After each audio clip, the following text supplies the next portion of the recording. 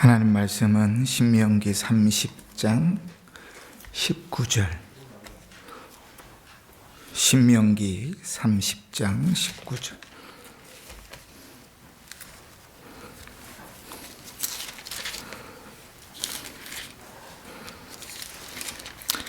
우리 함께 봉독합니다. 시작. 내가 오늘 하늘과 땅을 불러 너에게 증거를 삼노라. 내가 생명과 사망과 복과 저주를 내 앞에 두었은즉 너와 내 자손이 살기 위하여 생명을 택하고. 아멘. 말씀 전하기 전에 광고를 좀 하는 것은 수요일 금요일 기도회 때는 기도회 때는 기도 순서를 마치면 그 자리에서 그냥 기도하셔도 괜찮은데, 주일 예배 기도 때는 미리 앞에 나와서 준비하고 계시다가 기도 순서자는 오셔서 앞에서 이렇게 기도를 하시면 좋겠어요. 그러니까 예배가 형식이 있는 거니까 그냥 이제 편한 대로 하시지 마시고, 기도 담당자는 앞에서 준비하고 계셨다가 앞에 나와서 기도하시고, 수요일날 금요일날 기도회 때는 괜찮아요. 그 자리에서 일어나셔서 하셔도 괜찮으니까 그렇게 임의로 예배 순서들을 이렇게 바꾸는 일이 없었으면 좋겠다 싶습니다. 알겠죠? 예. 자, 오늘은 우리가 이제 자유의지에 대해서 함께 살펴볼 텐데, 지난 3주 동안 우리가 뭘 살펴봤죠? 중보자 그리스도, 그지? 인간이 타락했어요. 타락해서 죄가 들어왔고 우리에게 중보자가 필요하다 그랬습니다. 중보자는 누구와 누구 사이의 중보자죠? 그죠? 하나님과 우리 사이의 중보자예요. 왜 하나님과 우리 사이에 중보자가 필요합니까? 그죠? 우리가 죄인이어서 하나님 앞에 직접 나아갈 수 없지요. 굳이 이걸 설명하자면, 하나님과 우리 사이에는 큰 골 같은 게 있어가지고 직접 넘어갈 수가 없는 거죠. 그래서 중보자 그리스도, 쉽게 말하면 다리가 이렇게 놓여져야 그 다리를 통해서 하나님께로 나아갈 수 있는 길이 생기는 것처럼 중보자가 필요하다. 그치? 인간은 죄인이어서 우리 실력으로는 하나님께 갈 수가 없다. 그치? 그래서 그 중보자를 통해서만, 그리스도의 대속을 인해서만 하나님께 갈 수 있다. 이게 중보자입니다. 그러면 이제 9장부터 이어지는 내용은 뭔가 하면, 중보자이신 그리스도로 인해서 우리에게 주어지는 유익이 뭔가, 그리스도께서 우리를 대신해서 하나님과 우리 사이의 중보자가 되심으로 우리에게 주어진 유익이 뭔가, 그 내용들을 계속해서 이제 나눠갈 거예요. 쭉 뒤에 이어져 나갈 텐데, 그 시작점이 뭔가 하면 자유의지입니다. 자유의지. 자유의지라는 건 뭐예요? 우리가 의지를 가지고 뭔가를 행하는 것, 그 행하는 일의 자유의지요. 이 자유의지를 우리가 지금 오해하면 이렇게 생각할 수 있습니다. 중국집을 갔어요. 짜장면을 먹어야 됩니까? 짬뽕을 먹어야 됩니까? 네? 질문이 너무 어렵나요? 좀 쉽게, 중국집 가서 탕수육을 시켰어요. 부어 먹어야 됩니까? 찍어 먹어야 됩니까? 그렇죠. 그 마음대로. 그 마음대로가 뭐예요? 내 자유, 내 의지라고요. 내가 원하는 대로 하는 것. 근데 이 자유의지가 원래는 누구에게 있었냐면 사람에게는 있었어요. 그리고 이 자유의지는 늘 어떤 자유의지인가? 하나님께서 기뻐하시는 대로 할 수 있는 자유의지였어요. 그게 어디에 있었는가? 에덴 동산에서 있었죠. 저를 보세요. 이 딴 걸 보고 딴 생각을 하면 졸려요. 이 국수가 안에서 불으면 눈이 막 감긴다고요. 예배 시간에 졸리면 그것만큼 손해보는 일이 없어요. 저는 손해보지 않아요. 저는 충분히 준비하고 은혜 받았으니까 좀 손해보지 않는데 여러분들이 손해보시는 거예요. 이제부터 제가 배짱을 좀 부리기로 했어요. 그래서 뭐 주무시면 피곤하시면 누워서 주무셔도 돼요. 아무 얘기 안 할 거예요. 이제 누워서 주무셔도 돼요. 그러나 여러분들 손해인 거예요. 여러분들 손해. 다 까먹었잖아요. 다시 처음부터 다시 해야 되잖아요. 자, 자유의지라는 건 뭐냐면 에덴 동산에서 하나님께서 처음 사람을 만드셨어요. 사람을 만들어 놓으시고 나서 그 생각하고 행동하는 일들이 다 누구와 마음이 맞도록, 그렇죠? 하나님과 마음이 맞도록. 그럼 뭘 하든지 그 선택하고 행하는 일들이 하나님과 마음이 맞도록. 그게 자유의지예요. 그러면 그것으로 인해서 뭐가 있었는가? 하나님께서 에덴 동산의 중앙에다가 생명나무 열매와 또 선과 악을 알게 하는 나무의 열매를 다 맺는 나무를 2개를 세워놓고 이 나무의 열매를 먹으면 반드시 죽는다 그랬죠. 그래서 먹지 않으면 영생을 사는 거예요. 먹으면 죽는 거예요. 먹고 안 먹고는 누구 마음이에요? 그렇죠. 그 당시로 가면 아담과 하와 마음이죠. 그걸 자유의지라 그러는 거예요. 먹어도 안 먹어도 누구의 의지에 따라서? 아담과 하와의 의지에 따라서. 그죠? 그 자유의지가 아담과 하와에게는 주어졌었다고요. 근데 왜 그 중보자 예수 그리스도를 다루고 난 다음에 자유의지를 다루는가? 지금 우리에게는 그 자유의지가 있어요, 없어요? 그죠? 없다고 얘기를 하려고 하는 거예요. 없다고. 그러니까 우리는 이미 죄인이기 때문에 더 이상 에덴 동산에서 아담과 하와가 가지고 있었던 것 같은 자유의지가 없어요. 예배 시간에 졸 자유도 있고 안 졸 자유도 있는데 나는 안 졸겠다. 근데 그런 게 없어요. 그냥 졸리면 자야죠. 그지? 그런 거예요. 그런 거. 자유의지는 그런 것입니다. 그래서 에덴 동산에서 타락 전에 인간이 가지고 있었던 것인데 타락 이후엔 다 사라졌다. 다 사라졌다. 지금 우리에게는 없다. 그죠? 그런데 중보자 예수 그리스도가 생겼잖아요. 그죠? 중보자 예수 그리스도가 생기고 나니까 중보자로 인하여 우리가 죽은 사람이 됐어요? 산 사람이 됐어요? 산 사람이 됐죠. 그죠? 자, 살았으면 생각을 할 수 있을까요? 없을까요? 있지요. 그 얘기를 하려고 이제 처음 중보자 그리스도로 인하여 얻어진 유익의 시작의 자유의지가 들어가는 거예요. 그러고 나서 이제 성경을 보면 하나님은 언제나 우리에게 선택권을 주세요. 그죠? 선택권. 오늘 우리 새벽에 우리가 역대하 11장을 읽었는데 역대하 11장에서도 하나님께서 뭐라 그래요?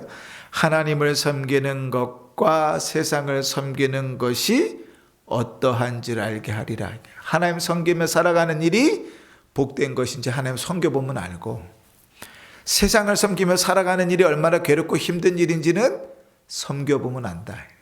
그지? 그 르호보암은 그 둘을 왔다 갔다 하죠. 그지? 마찬가지. 자, 우리가 읽은 신명기 30장 19절에 보면 이렇게 이야기하죠. 오늘 내가 하늘과 땅을 불러 너희에게 증거를 삼노니 내가 생명과 사망, 복과 저주를 내 앞에 두었은즉. 우리에게 선택할 수 있는 2개가 주어졌어요. 너는 너와 내 자손이 살기 위하여 생명을 택하라. 타락했는데 우리 스스로는 그럴 능력이 없는데 그리스도로 말미암아 구원하신 하나님의 백성들 자녀들에게는 그럴 수 있도록 길을 보여주시고 택할 수 있도록 능력을 주시는 거죠.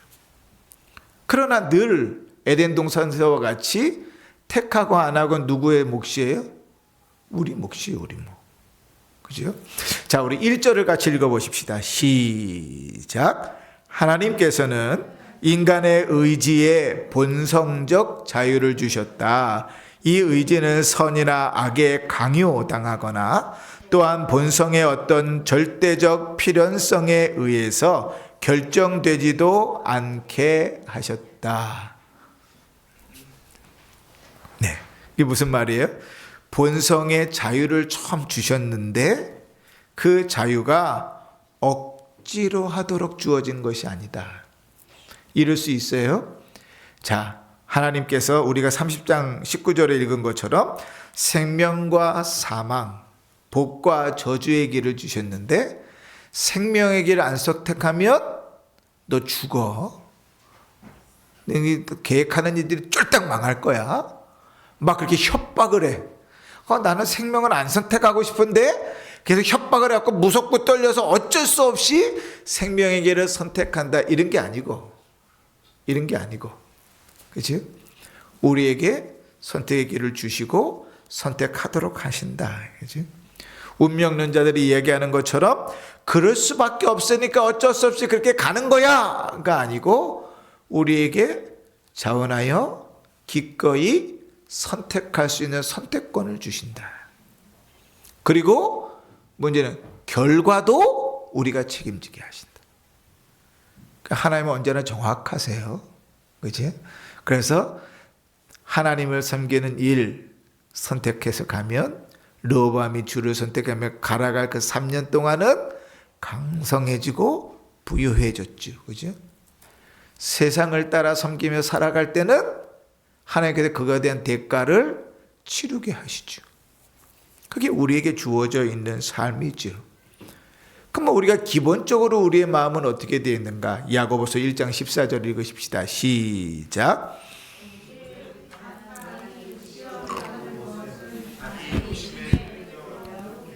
예, 기본적으로 우리는 어디에 세팅되어 있어요?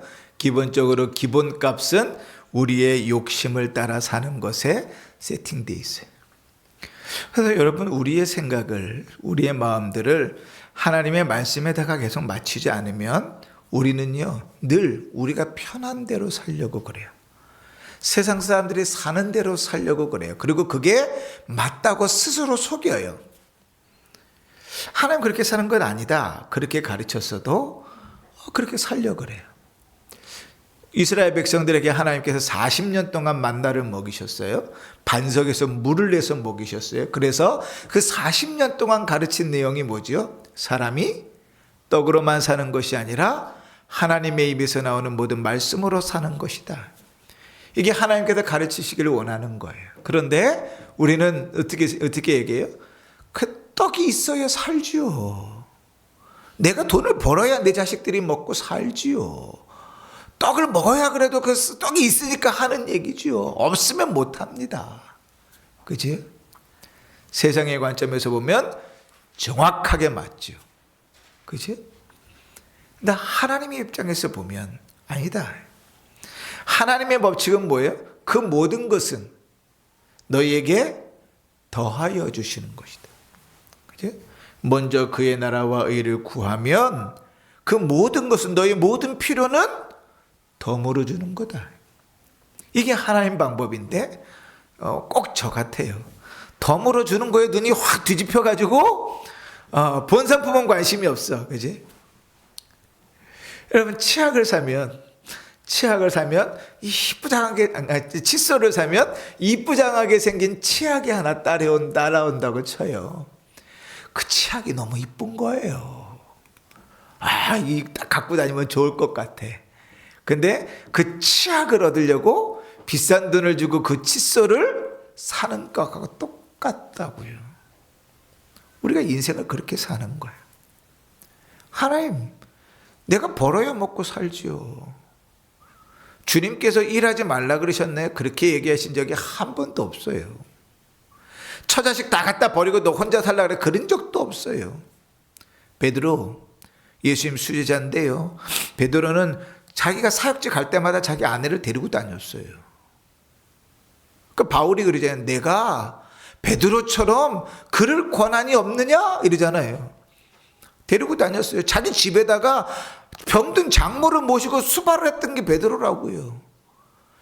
집안 식구들 다 보내고 주님만 믿으면서 주님만 예배하면서 살라고 가르친 적이 없어요. 주님 부르신 사도들도.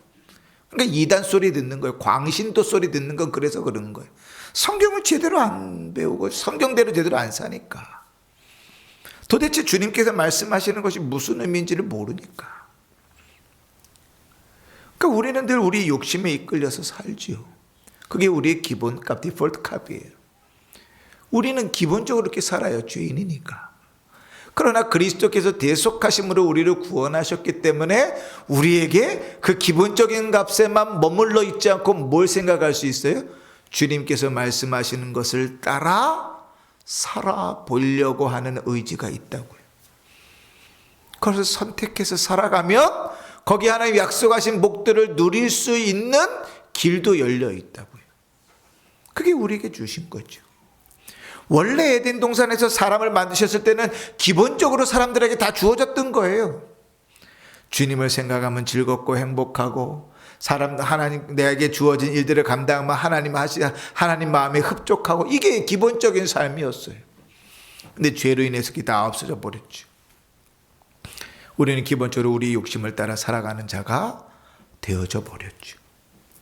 2절을 같이 읽으십시다. 2절 시작. 인간은 무죄의 상태에서 선한 것과 하나님을 기쁘시게 하는 것을 원하고 행할 자유와 능력을 가졌다. 여기까지. 이게 에덴 동산에서의 상황이죠. 그죠? 뭐라고 표현해요? 죄가 없을 때에는 에덴 동산에서는 하나님을 기쁘게 하는 것을 원하고 행할 자유와 능력이 있었다. 이것을 단적으로 보여주는 예가 뭔가 하면, 하나님께서 짐승들을 다 아담 앞으로 데리고 오면 아담이 이름을 지었어요. 그죠? 심지어는 자기 아내라 하와라는 이름도 누가 지었어요? 아담이 지었어요. 이름을 지어요. 그런데 하나님께서 이름을 짓는 대로 되었다. 이건 뭐예요? 하나님 마음에 흡족했다는 거예요. 하나님 마음에 맞았다는 거죠. 에덴 동산에서는 하는 일들이 다 그랬어요. 하나님 하지 말라는 선과 악을 알게 하는 나무의 열매를 먹지 않는 한은 그렇게 살았어요. 그게 무죄 상태에서죠. 그러나 읽읍시다. 시작. 그러나 그는 변할 수 있기 때문에 그 상태에서 타락할 수도 있었다. 자, 완벽한 인간이기 때문에 뭐 할 수도 있어요? 선과 악을 알게 하는 나무의 열매 먹지 말라고 하는 것을 먹을 수 있는 자유도 그에게 있었다는 거예요. 이게 자유의지예요. 하나님의 말씀을 순종할 수 있는 자유도, 하나님의 말씀대로 안 먹을 자유도 다 그에게 있었다고요. 그래서 전도서 7장은 이렇게 말합니다. 내가 깨달은 것은 오직 이것이라. 곧 하나님은 사람을 정직하게 지으셨으나. 그지? 하나님께서 사람을 만드시고 나서 하나님 평가는 뭐예요? 보시기에 그지? 심히 좋았더라. 좋았더라. 심히 좋았더라. 그게 하나님 보신 평가예요. 그러니까 우리의 모습은, 원래 하나님 만드신 모습은 하나님 보시기에 기뻐하는 모습이죠. 정직한 모습이죠. 그래서 성경이 그것을 이렇게 표현하고 있어요. 창세기 1장 26절 같이 읽습니다. 시작. 우리의 형상을 따라 우리의 모양대로 우리가 사람을 만들고 그들로 바다의 물고기와 하늘의 새와 가축과 온 땅과 땅에 기는 모든 것을 다스리게 하자 하시고, 온 만물들을 만들어 놓고 그 온 만물을 다스리시는 분은 누구예요? 하나님이시죠. 그런데 하나님께서 자기의 모습대로 자기의 형상을 따라 사람을 만들고 그에게 본인이 해야 될 일을 맡기셨다고요. 그게 사람이 원래 가지고 있었던 모습이죠. 그치? 그러나 이제 하나님께서 그런 인간에게 뭐 더 주셨어요? 그것을 하지 않을 수 있는 자유도 주시고, 그게 자유의지인 거예요. 그래서 창세기 2장 16절에 보면 내가 나무의 선과 악을 알게 하는 나무의 열매를 먹지 말라. 내가 먹는 날에는 반드시 죽으리라. 먹지 말아라. 아니, 처음부터 못 먹게 만들어 놓으시지. 아니, 처음부터 선과 악을 알게 하는 나무의 열매를 심지 마시지. 아예 없애버리면 먹어라 먹지 말아라 이야기할 필요도 없잖아요. 그죠? 그러면 하나님께서 만드신 그 사람이 온전한 사람인 듯 하나 할 수밖에만 없다. 자유가 없다. 그러면 억압이죠. 그지? 아무리 편안하고 즐거운 삶을 살아도 그것은 온전한 것이 아닌 거예요. 아담과 하와는 이 나무의 열매를 먹고 맙니다. 자, 3절을 읽을까요? 같이 읽습니다. 시작.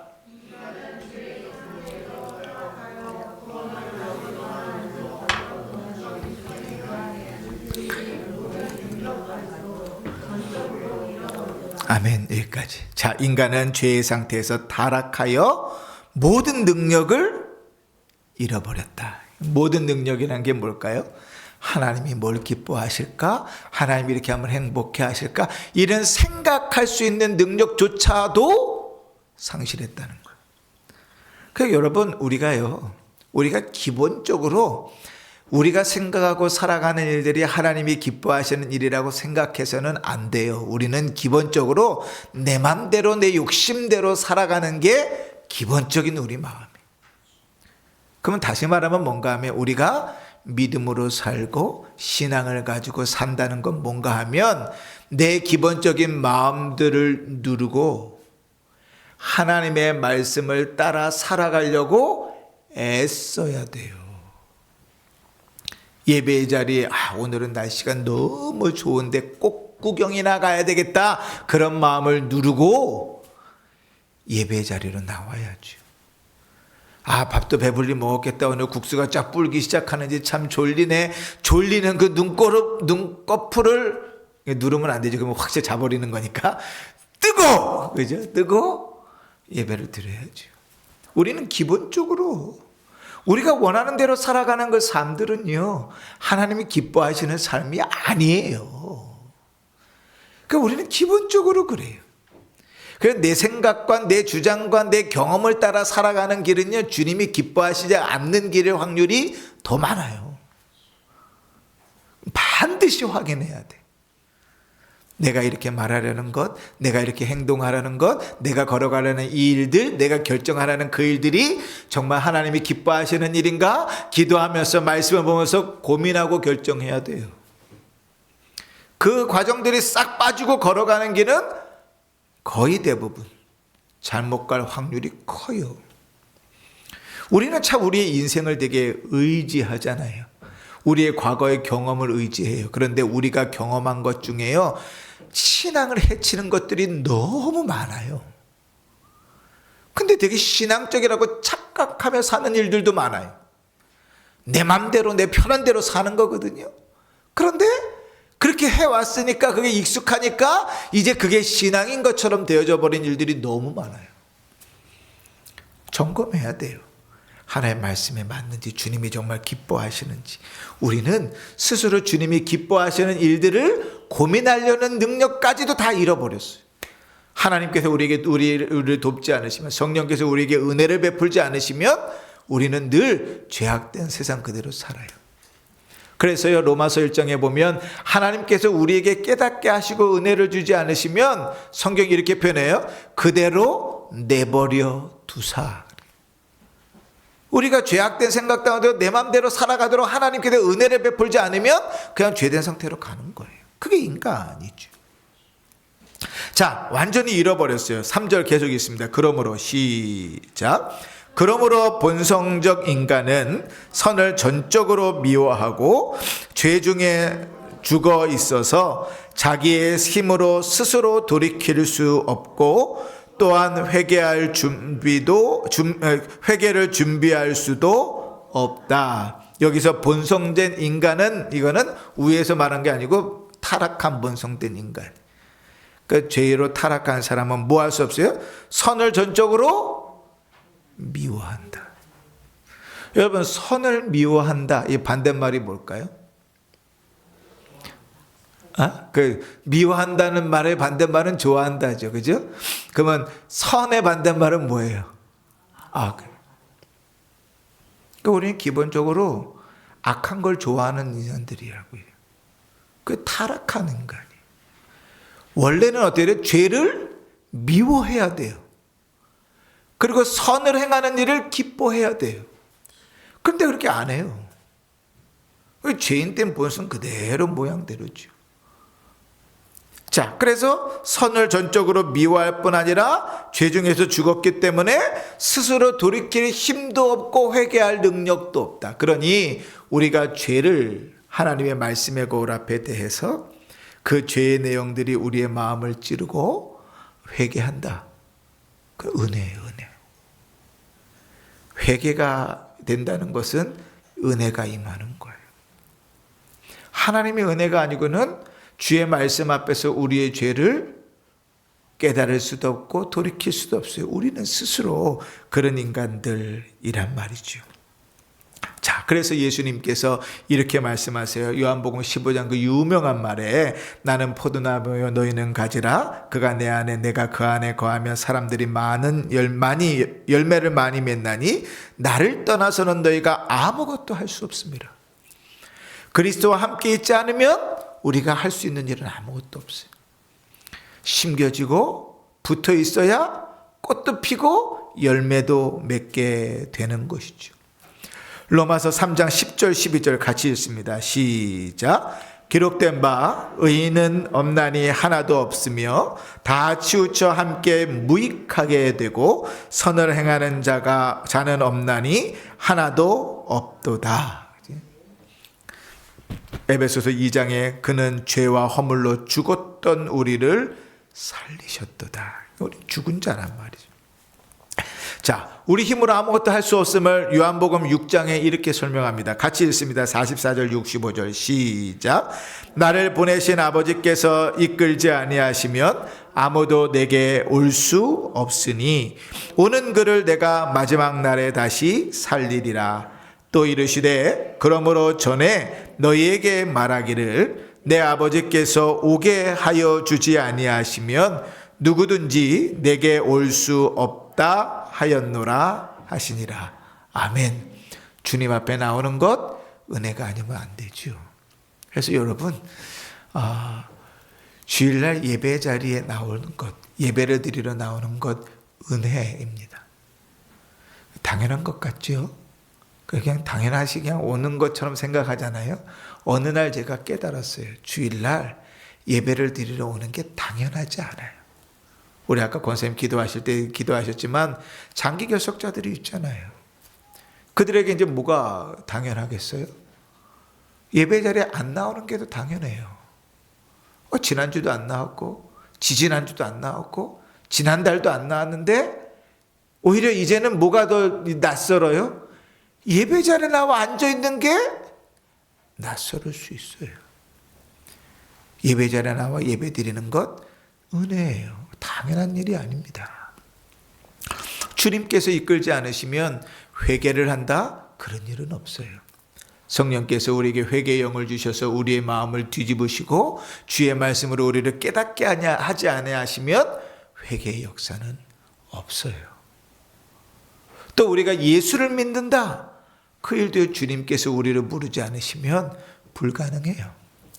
그러니 우리가 이 자리에 모여서 하나님을 예배하는 것 자체가 얼마나 큰 은혜인가 이거를 깨달아야 되죠. 그 은혜가 깨달아지면 지금 이 시간이 소중해져요. 이 시간에 최선을 다하게 돼요.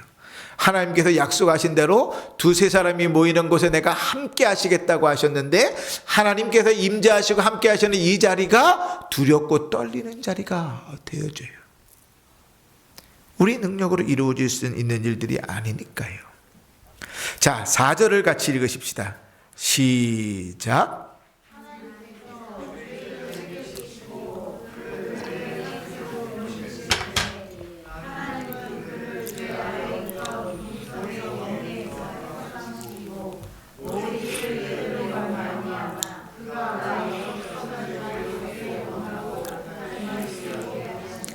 아멘. 여기까지 먼저 보면 예수님께서 나사로를 살리셨습니다. 그죠?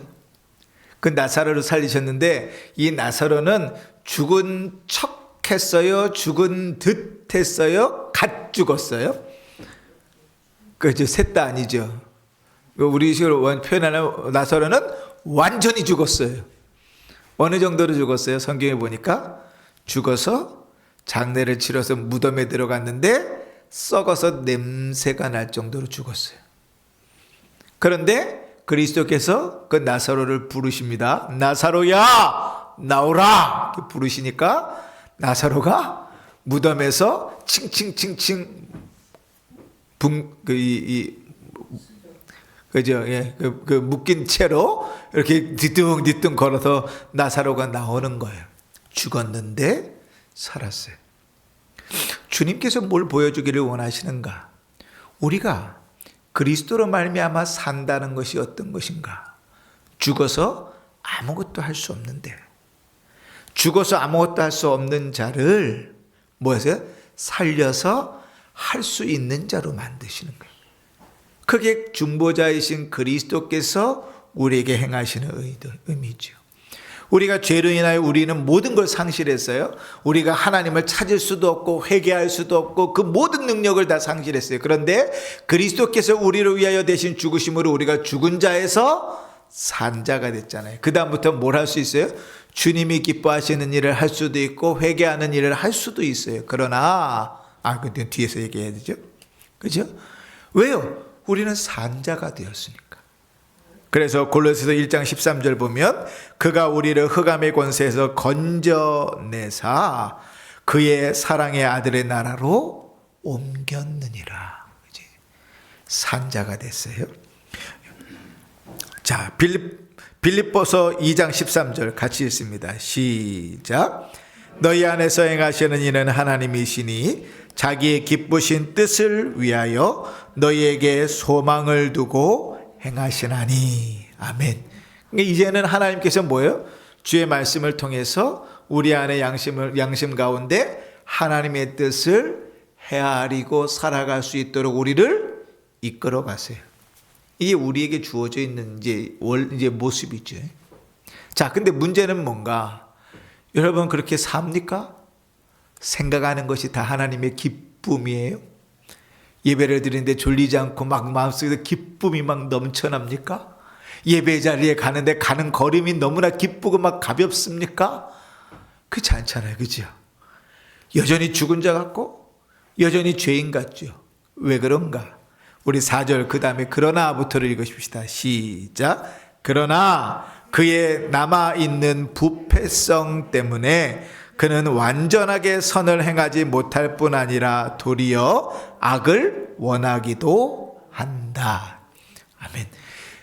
우리의 능력으로 우리의 실력으로 얻은 게 아니잖아요. 그죠? 그럼 누구의 실력으로 얻은 거예요? 중보자 예수 그리스도의 실력으로 구원을 얻은 거예요. 그래서 살아는 났는데 생명은 얻었는데 여전히 우리 안에 죄된 부패성이 남아 있어요, 없어요? 있다는 말이에요. 그러니 우리 안에는 이제 두 가지 마음이 있어요. 어떤 마음이에요? 원래 예전에 살던 대로 죄악된 우리가 원하는 대로 살려는 마음도 있고 또 한편으로는 하나님이 기뻐하시는 하나님이 원하시는 대로 살려는 마음도 있는 거죠. 그죠? 그래서 새벽에 딱 일어나면 잠시 마음속에 마음이 왔다 갔다 하는 거죠. 오늘 기도하러 가야 되나? 가지 말까? 왔다 갔다 하는 거예요.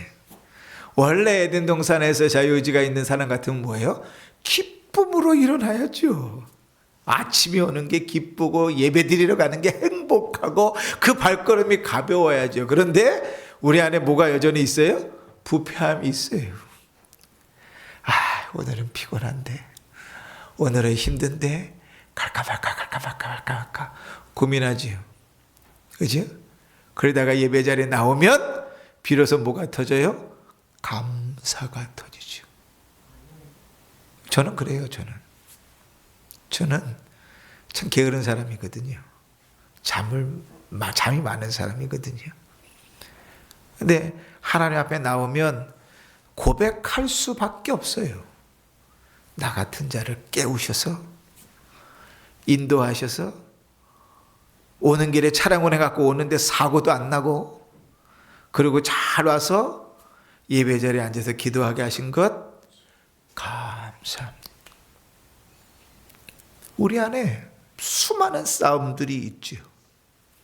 근데 그것만 그런가요? 대부분 다 그렇잖아요.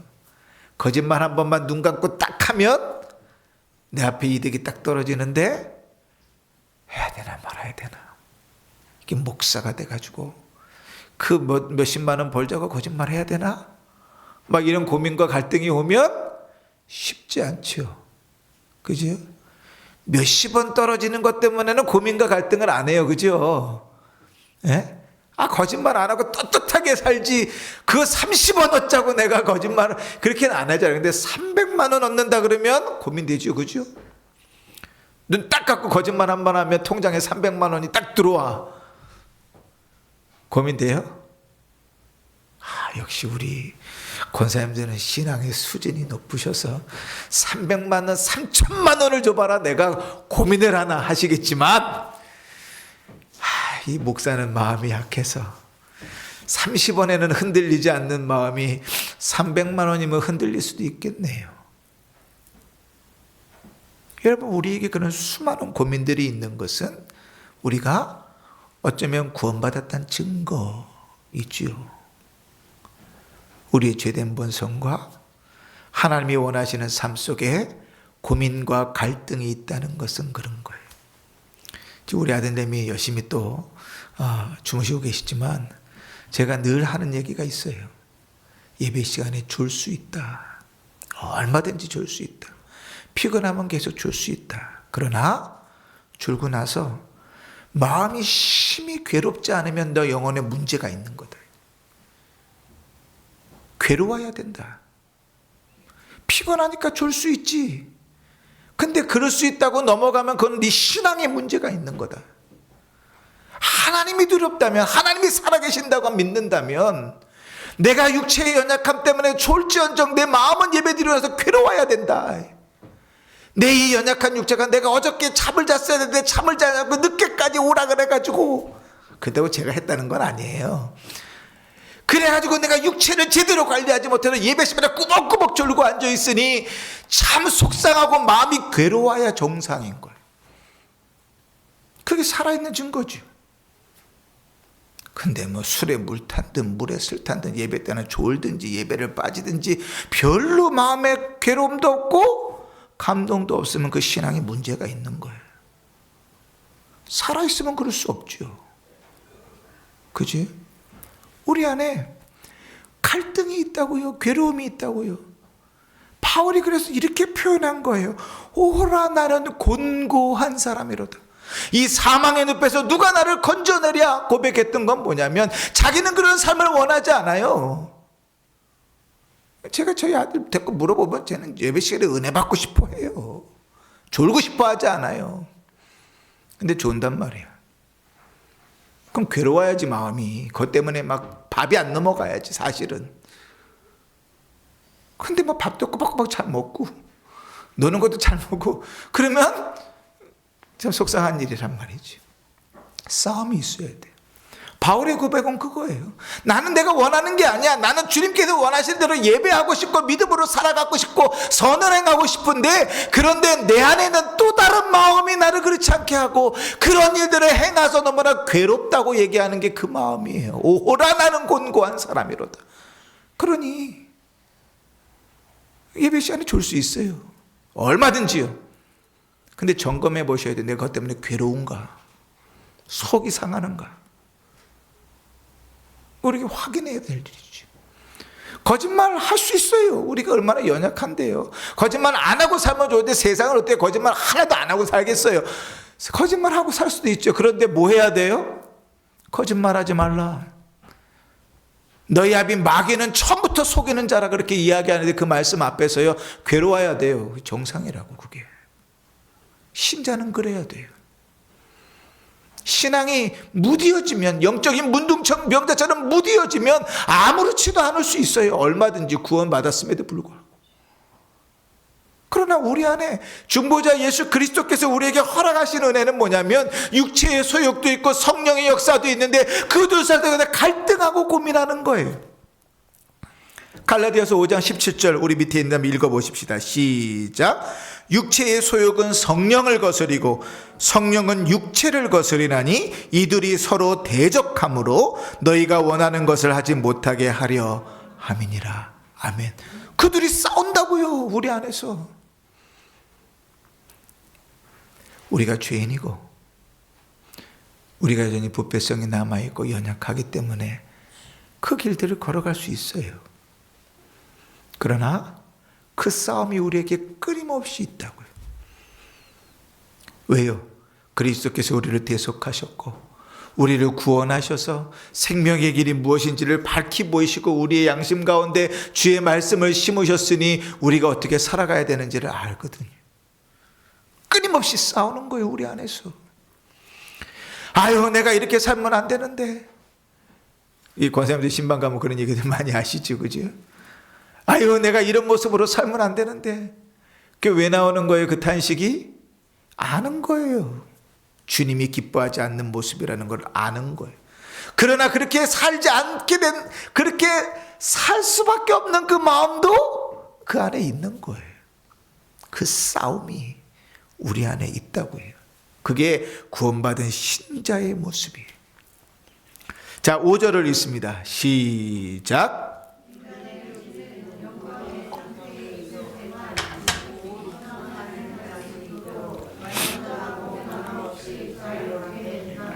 아멘. 자, 이 얘기 무슨 말인가 하면 이런 얘기예요. 우리가 영광의 상태에 있을 때, 다시 말하면 주님 앞에 갔을 때, 그때서는 더 이상 우리 안에 그러한 부패성으로 인한 싸움이 없다. 그래서 우리는 뭐라 표현하냐면 영화라 표현합니다. 그러면 계속 싸우는 이 땅의 삶은 뭐라고 표현하죠? 성화라 표현합니다. 이 땅을 살아가면서는 우리에게 그 싸움이 없을 수 없어요. 끊임없이 싸우는 것입니다. 우리 안에 악과 선에 대한 싸움은 있어요. 우리가 말씀으로 살아가는 일들과 우리의 정욕과 욕심을 따라 살아가는 일은 언제나 그 싸움이 있어요. 오늘 성경에 표현한 대로요, 육체의 소욕은 성령을 거스르고 성령은 육체를 거스려요. 서로 그 안에 싸움이 있어요. 신자는 이 땅을 살아가면서 끊임없이 이 싸움을 싸우며 살아가는 거예요. 그래서 내 육체를 그리스도의 십자가에 죽일 때 성령을 따라, 믿음을 따라, 말씀을 따라 살아가게 되는 것이죠. 그러니 여러분, 예수 그리스도로 말미암아 우리가 죄의 종에서 의롭게 되었다 하는 사실을 꼭 기억하십시다. 우리 안에 고민이 있고 괴로움이 있고 또 싸움이 있다면 살아있다는 증거라. 그지? 그러나 내가 살아있다는 증거만 가져서는 안 돼요. 그죠? 건강하게 사셔야 되지 않겠습니까? 건강하게 산다는 건 뭐예요? 여전히 우리 안에 죄의 소원이 있는 것을 싸워 하나님의 법이, 그리스도의 성령의 법이 우리의 삶 속에서 열매를 맺게 사는 것, 그게 신자에게 주어진 삶이에요. 우리는 힘써 그 싸움을 싸워 가야 합니다.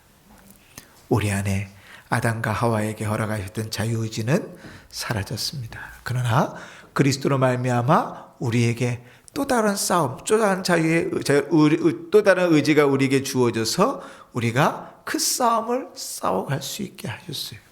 우리에게 주어진 삶 속에서 말과 같이 끊임없는 그 육체와 성령의 싸움 가운데서 늘 승리하는 복된 삶을 사시고 그 승리하는 삶들 속에 부어주시는 하나님의 은혜를 경험하는 성도로 사시기를 주 이름으로 축원합니다. 아멘. 찬송가 213장